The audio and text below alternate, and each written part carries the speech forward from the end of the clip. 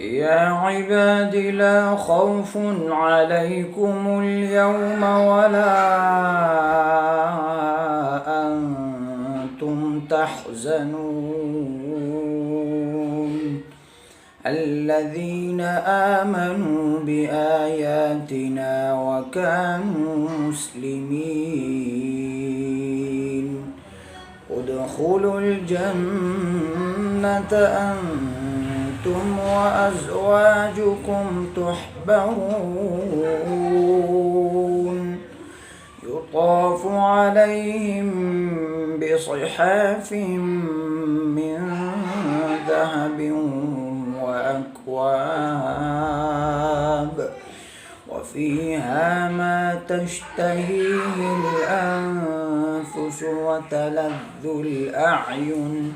وأنتم فيها خالدون.